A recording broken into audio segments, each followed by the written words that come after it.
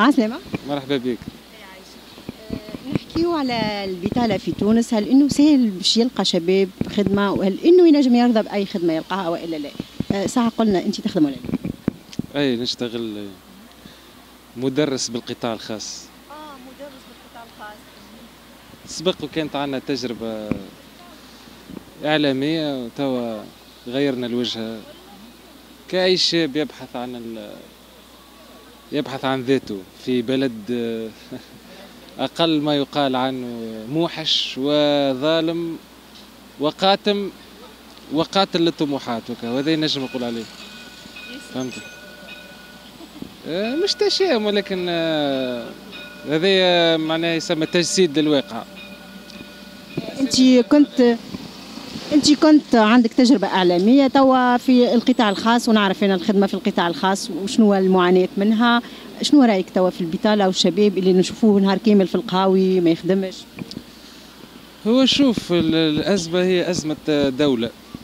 أزمة دولة لأنها ما عرفتش تتحكم في المجال الاقتصادي والاجتماعي. دولة لا زالت عدوة شبابها، ودولة عاجزة على توفير الحلول. لأن الشباب إذا توفرت له حلول وتم توفير مواطن شغل وتم معناها فتح آفاق للشباب، بطبيعة الحال ما يكونش فما برشا بطالة. تو نسبة بطالة معناها راهي أرقام مفزعة. أصحاب الشهادة العليا راهم أرقام مفزعة. ناس راهو معناها مقتة الحياة. ناس أصبحت معناها تبحث عن الجنة في أوروبا وفي دول أخرى، لأنه دولتها ما لقاتش فيها يعني ما لقاتش في دولتها الحل، ولا ما لقاتش شكون يستمع لمشاغلهم ومشاكلهم. راهي ناس تعاني الأمرين. ناس راهي معناها رفعت الأيادي. أنت اليوم معناها حتى نشوفوا حتى المواطن الشغل اللي توفر فيها الدولة راهو ضحك على الذقون. اليوم انت في الانتدابات اللي تصير معناها نيابات ومعناها وتعويضات، ومن بعد معناها تخدم به عامين وتخليه هو في فراغ بعد ما يرسم حلمه. شنو هذا؟ ما نحكيوش على القطاع الخاص، ويا ليلك تخدم في القطاع الخاص والأجر ما نحكيوش عليه. لا ما نحكيوش، خلينا من الأجر، خلينا من آخر المعاملة، طريقة المعاملة، ونحكيو على الأفق، ونحكيو على كيفاش الإنسان يرسم حلمته وكذا. نجمش ناس كيما نقولوا فيها. توا اسمعني، باش نعطيك أنا توا المتخرجين من الجامعة وين يمشيو يخدموا توا؟ تلقاه ياما في ليسونتر دابيل، وإلا تلقاه في مدارس أو في مؤسسات خاصة، إذا كان مصانع أو مدارس أو غيره. يتم استنزاف لطاقته، ويتم معناها التنكيل به، ويتم معناها اللعب بعقله. مسكين معناها تلقاه ما عادش ينجم يفكر، ما عادش ينجم يخمم، ما عادش يلقى مجال باش يكون معناها باش يرفع عن نفسه، باش يخمم او باش. وهذا اللي يخليه الناس الكل اليوم اصبحت تفكر في الهجرة، والناس الكل اصبحت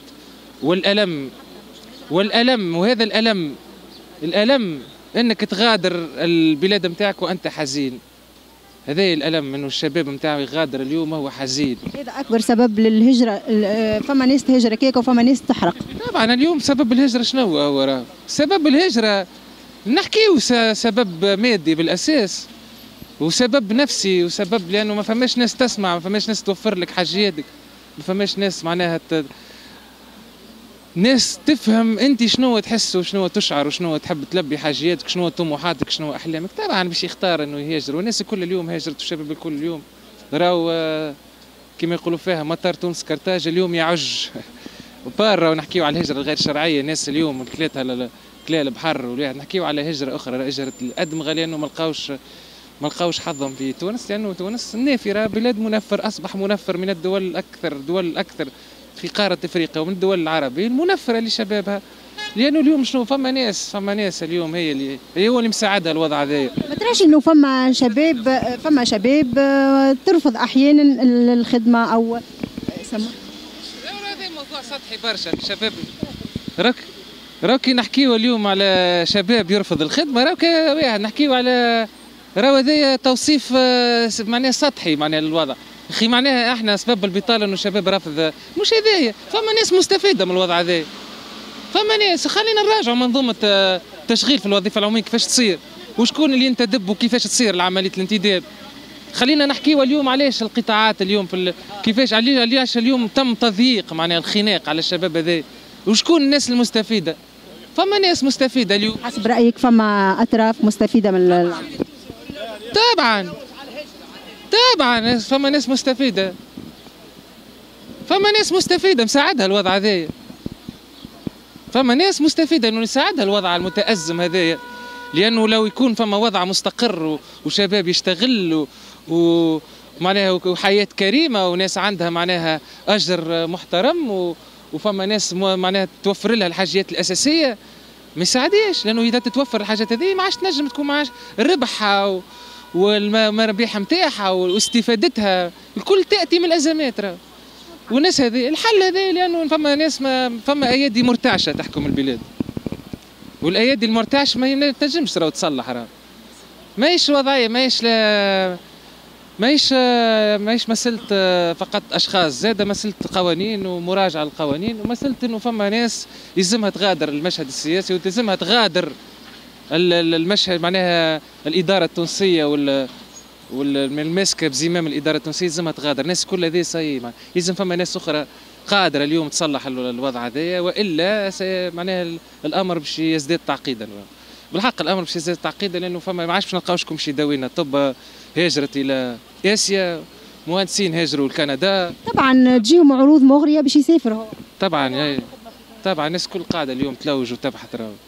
فما دول فاتحه اليوم، كندا اليوم من اكثر الدول الفاتحه. فما دول في اوروبا كيف معناها الناس كل قاعده تهاجر. وشكون معناها باش يخسر؟ تونس هي باش تخسر، لانه باش تخسر الكوادر نتاعها. ما باش نلقاو طبيب يداوينا. ردوا بالكم، ما عادش تلقاو، باش تمشي باش تلقاو ما فماش طبيب، لانه وين مهاجر ما لقاش ظروف طيبه.